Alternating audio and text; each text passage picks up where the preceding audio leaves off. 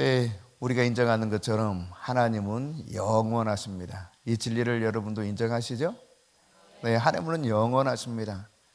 시간에 매여서 계신 분이 아니시죠. 영원부터 영원까지 존재하시는 분이 하나님이십니다. 그런데요, 이런 하나님이셨던 예수님께서 이 땅에 육신의 몸을 입고 오셨습니다. 이렇게 예수님이 육신의 몸을 입고 오시면서부터 모든 게 다 달라졌어요. 이전과는 완전히 아무것도 같은 게 없게 되었습니다.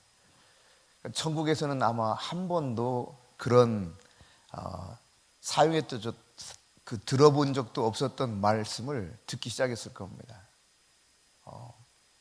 때가 됐다, 뭐 이런 말씀. 영원에서 영원까지였기 때문에 때 됐어, 이제 그만 하는 이야기는 한 번도 사실 사용된 적이 없었을 거예요. 근데 어린아이였을 때 성전에서 가자 이제 그래요. 인간의 때가 되었기 때문에 그런 거거든요. 그런가 하면 예수님께서 성장해서 나사렛에 있을 때에도 이제 나사렛을 떠날 때가 됐다 그럽니다. 때가 됐다. 그러니까 인간의 사실 그 유한한 세계 속에서 때거든요. 따지고 보면 영원에서 영원까지 계신 분에는 이것이 적용될 수 없는 이야기입니다. 또 예수님께서는 구주가 되셔서 십자가에서 죽으셔야 됐습니다. 그때도 때가 됐다라고 표현합니다. 그러니까 크로노스적인 그 때가 된 것이죠. 물론 이 단어가 때로 카이로스로 쓰여 있지만 하나님의 때가 되어 있지만 인간의 언어 속에서 이해할 수 있는 그 때라고 하는 것은 이 한계를 가지고 있는 시간 개념을 사용하고 있죠. 33년이라고 하는 주님이 이 땅에서 허락받은 그 시간 안에서 살 수밖에 없었습니다. 이것도 역시 하나님 나라에서는 상상할 수 없는 이야기였죠. 전혀 해당되지 않는 이야기였습니다. 이처럼 영원하신 그분이 유한한 세계에 들어오셔서 가장 자신이 이 모든 것을 초월해서 충분히 사실 수 있었던 분이었음에도 불구하고 육신의 한계 속에서, 시간의 한계 속에서 매여있는 분이었다는 것입니다. 그러니까 인간은 가끔 이런 이야기 하거든요. 하나님 계셔? 어디 계시는데? 아마 여러분 마음속에서도 도대체 하나님 어디 계시는 거예요? 이런 질문들이 있었을지 모르겠어요. 다 그랬겠죠. 근데 사실 따지고 보면 이렇습니다. 하나님은 분명히 안 계신 곳이 없거든요. 모든 곳에 계시는 분이 하나님이십니다. 근데 이런 질문 한단 말이에요. 하나님 어디 계시는데 그래도? 계시기는 도대체 어디 계시냐고? 여러분 물고기가 물속에서 물이 어디 있어? 말이 되겠어요? 새가 공중을 날면서 아니 근데 공기는 어디 있는 거야? 이게 말이 안 되는 것처럼 하나님 그분 역시 어느 곳에나 계시는 것입니다. 성경에서 시편 139편 7절부터 10절에 보면은 이런 고백을 해요. 같이 읽어볼까요?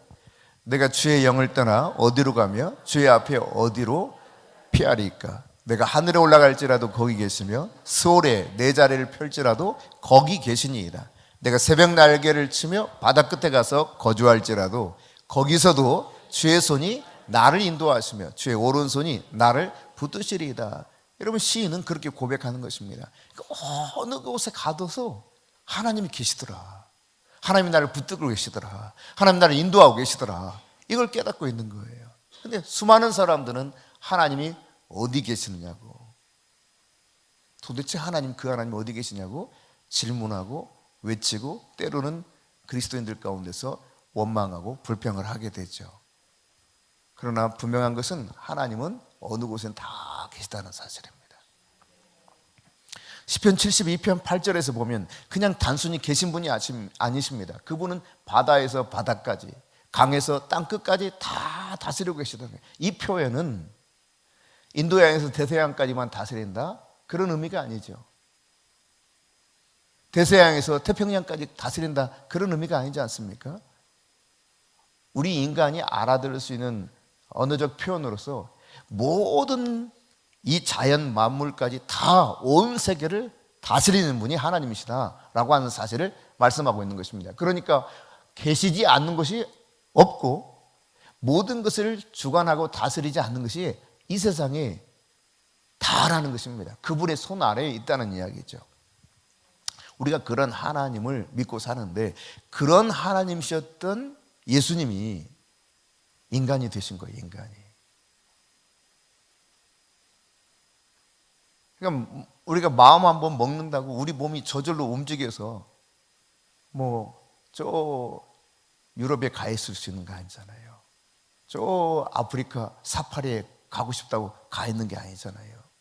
근데 사실은 하나님이셨던 그분은 모든 것을 그냥 다 보고 계셨고 언제든지 그것이 가능했었습니다. 그냥 우리가 이해하기 쉽게 표현하자면.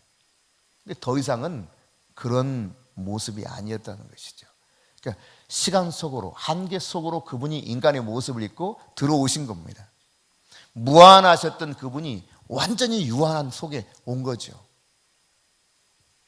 그러니까 육체에 완전히 갇히게 된 겁니다. 더 이상 육체를 벗어날 수 없어요. 시간과 공간의 한계를 뛰어넘어서 어떻게 갈 수 없는 그런 육체를 입고 오셨다는 이야기입니다. 그래서요, 우리 인간처럼 똑같이 육체를 입고 오셨기 때문에 많은 시간 무슨 일을 하게 되면 굉장히 피로감을 느끼게 되죠. 배가 고프기도 하셨습니다.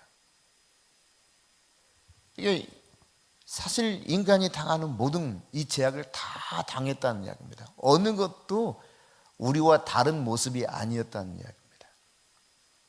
그게 하나님이 바로 인간으로 오신 모습이에요. 움직이는 속도도 우리와 거의 비슷했을 겁니다. 아마 달리기 좀 잘하셨으면 10초 때 달리셨을까요? 그 이상은 안 됐을 거예요. 육체로 오셨기 때문에. 언제든지 어떤 곳이든지 충분히 가실 수 있는, 즉각적으로 가실 수 있는 그런 전능하신 분이었는데 이제는 육체의 한계 안에 우리와 똑같은 모습으로 이 세상에 오신 분이 예수님이시다는 사실입니다. 간혹 한번 이렇게 생각해 본 적 있습니까? 육체의 한계를 입고 오셨는데 본래는 하나님이셨잖아요. 본래는 하나님이셨기 때문에 그 한계가 없이 사셨던 분입니다. 따라서 어떤 한계를 느낄 때마다 예를 들어 걷는데 너무 피곤해. 여러분 그럴 때 있지 않습니까? 다리가 막 끊어질 것 같아. 그러면 육체의 한계를 뛰어넘고 사셨던 옛날을 생각하면서 옛날이 하면서 여기서 마치 축지법처럼 슝 하고 갔으면 좋겠다. 옛날로 돌아갈까? 이런 유혹을 혹시 받으신 적은 있을까? 모르겠어요. 그렇지만 제가 생각했을 때 그렇지 않았을 것 같습니다. 딱히 그런 표현이 나오지 않기 때문에 상상하기 어려운 이야기지만 죄가 없으신 분이셨기 때문에 죄에 대한 유혹을 받아서 생각조차 넘어가지 않았던 것은 분명합니다. 여러분 예수 그리스도는 초자연적인 어떤 능력을 단 한 번도 자기 자신을 위해서 사용하신 적이 없습니다. 하늘 아버지 주시는 능력을 따라서 놀랍게도 초자연적인 일들을 많이 행하셨는데 이 일들은 다른 사람을 위해서 세상의 모든 약한 사람들을 위해서 사용하셨지 본인을 위해서는 단 한 가지도 사용하지 않으셨어요. 그러니까 이런 유혹을 받지 않았다는 이야기죠. 예컨대 여러분 이런 말씀 하시거든요. 검과 몽치를 가지고 막 밤중에 가룟 유다를 앞세워 가지고 군병들이 오잖아요. 그때 베드로가 그냥 칼을 빼가지고 대제사장의 종 말구의 귀를 쳐버립니다. 귀가 한쪽이 떨어집니다. 예수님이 그 귀를 붙여주면서 그것이죠. 지금이라도 내가 천군 천사들을 통하여서 이들을 할 수 있다옵니다. 충분히 대적할 수 있다. 근데 그 모든 것을 자신을 위해서는 단 한 가지도 사용하지 않으셔요. 만일에 자신을 위해서 그렇게 사용하셨다면 아마 그 인생의 모든 사람들을 위한 이 구속사역을 하기 어려웠을 겁니다. 틀림없이. 그냥 하다가도 화나면 인간적이죠. 하다가도 화가 나면 옛날 그 모습으로 그냥 확 제압해버리면 십자가 감당할 수 있겠어요? 가시면을 확 뒤집었을 때 어라 이것들 봐라. 채찍질 막 내리치는데 처음에는 좀 그래도 참으려고 하다가 막 뼈 조각이 드러났다고 그랬거든요. 그 정도 고통을 당하는데 이놈들 봐라. 채찍 내리치다가 채찍이 뭐 다른 데로 날아가게 할 수 없을까요? 그 사람들이 몸이 굳어서 그대로 죽게 할 수는 없을까요? 얼마든지 가능한 것이었을 겁니다. 단 한 가지도 자신을 위해서 아무것도 행하지 않으셨다는 사실이에요. 참 놀랍지 않습니까? 그분은 모든 것을 하실 수 있는 분이셨는데 바다 위를 걸으셨잖아요. 죽은 자를 살리셨잖아요. 모든 것을 하실 수 있는 분이었는데 그 모든 것을 단 한 가지도 하지 않습니다. 그저 철저하게 당하시죠. 어디 그뿐이겠습니까, 여러분? 이렇게 육체적인 고통이나 이런 제한에서도 당신을 위해서 그 어느 것도 사용하지 않으셨을 뿐만 아니라 신문하면서 죄가 있다고 그러죠. 십자가에 못 박으라 그럽니다. 억울합니다. 조롱을 당합니다. 침뱉음을 당합니다. 비단 군병들만 그랬던 것이 아닙니다. 마태복음 앞부분을 보면 신문하는 과정 속에 다른 사람들도 뺨을 치고 침을 뱉었습니다. 거기에 대제사장들이 있습니다.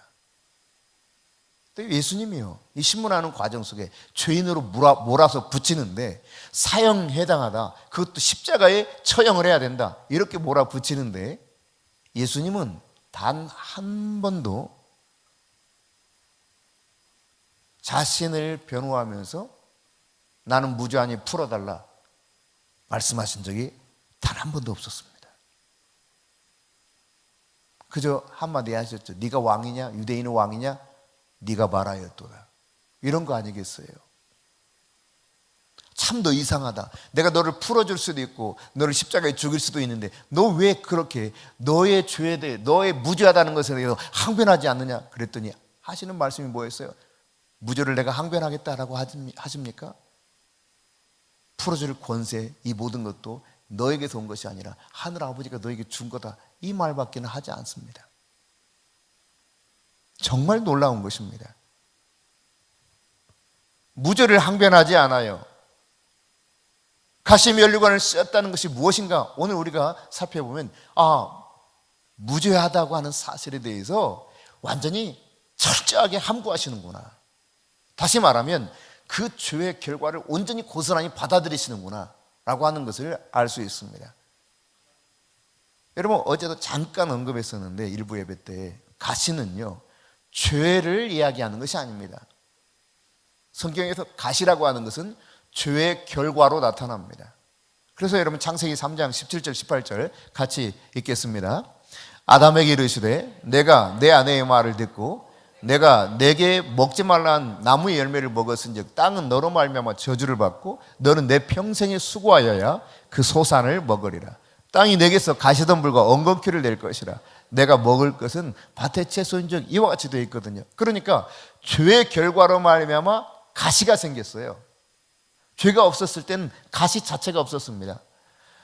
저희 어렸을 때 집 시골에는 아마 그 담장을 다양한 것으로 했거든요. 지금처럼 일률적으로 그렇게 담장이 있는 것이 아니라 어떤 집은 이 담장이 측백나무 심어가지고 담장을 썼고, 어떤 집은 사철나무 아시죠? 사철나무를 심어서 했고, 저희 동네는 많은 가정들이 무슨 나무를 심었느냐? 탱자나무 뾰족뾰족한 가시가 있잖아요. 이게 이렇게 널따랗게 퍼지고, 탱자나무를 많이 심었습니다. 울타리로. 저희 집도 탱자나무였는데 봄철이 되면 이제 탱자가 열리잖아요. 탱자가 꽃을 피우고 조금 있으면 이제 탱자가 열린단 말이에요. 근데 그거 가지고 뭐 구슬치기도 하고 했던 기억들이 나요. 근데 이 탱자나무는 아주 뾰족한 가시가 있지 않습니까? 그 가시를 가지고 장난치면서 서로 이렇게 찌르기도 했어요. 얼마나 아픈지 모릅니다. 자그마한 가시 하나도 여러분 우리 몸에 파고 들어왔을 때 어때요? 굉장히 고통스럽거든요. 근데 이 가시 나무를 가지고 면류관을 엮어서 그냥 확 강제로 머리에 씌웁니다. 가시 면류관을. 왕이라고 조롱하는 건데요. 근데 여러분, 앞서 말씀드렸던 것처럼 이것은 죄를 의미하는 것이 아니라 죄의 결과로 나타난 거예요. 여러분, 문세기 33장 55절입니다. 함께 읽습니다. 너희가 만일 그 땅의 원주민을 너희 앞에서 몰아내지 아니하면 너희가 남겨둔 자들이 너희의 눈에 가시와 너희의 옆구리에 찌르는 것이 되어 너희가 거주하는 땅에서 너희를 괴롭게 할 것이요. 다시 말해 하나님의 말씀대로 명령대로 그들을 쫓아내야 되는데 이 명령에 불복종했을 때는, 불순종했을 때는 가시가 나타나는 가시. 그들이 가시가 되어서 너 옆구리를 막 찌를 거다. 여러분, 옆구리를 가시로 찌른다고 상상해 보세요. 너무 고통스러울 겁니다. 불순종의 결과가 이와 같을 것이라는 거예요. 그런가 하면 잠언 22장 5절은 이렇게 말하고 있어요. 패역한 자의 길에는 뭐가 있다? 가시와 올무가 있거니와. 그럼 패역한 삶을 살면 가시로 하나님이 그 죄에 대한 결과를 주신다는 것을 분명히 말씀하고 있죠.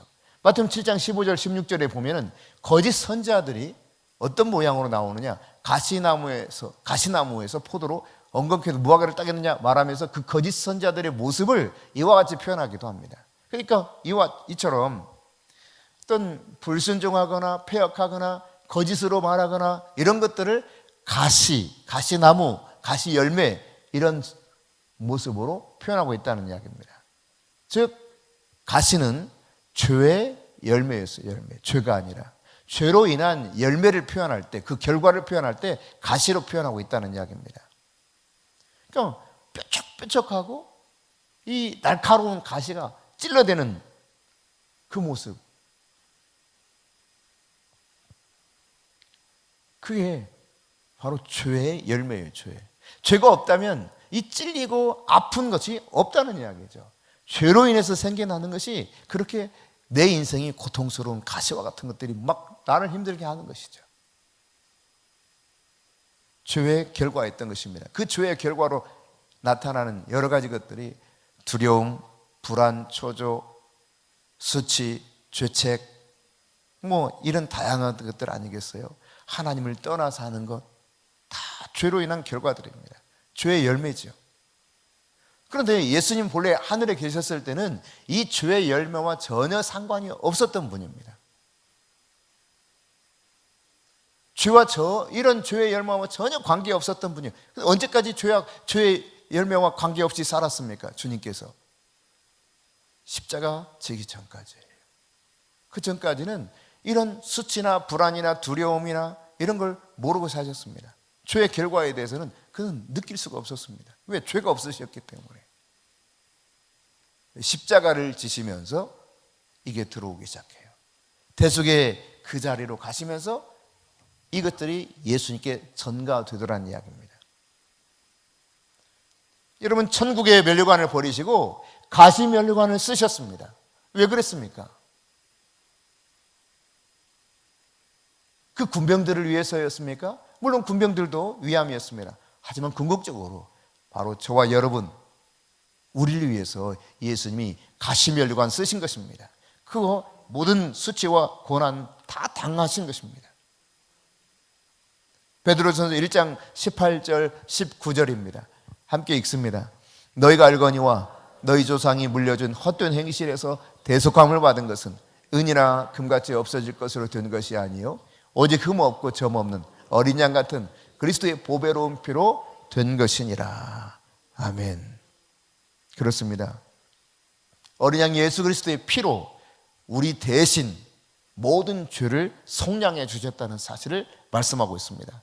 여러분, 이렇게 대속을 받으면, 죄를 그분이 대신 속량해 주시면 어떤 결과가 되느냐? 율법의 저주로부터 해방을 받습니다. 할렐루야. 이제 그분이 죄의 대가를 다 지불해 주셨다는 이야기입니다. 더 이상 내가 이 죄의 대가를 지불할 필요가 없다는 이야기예요.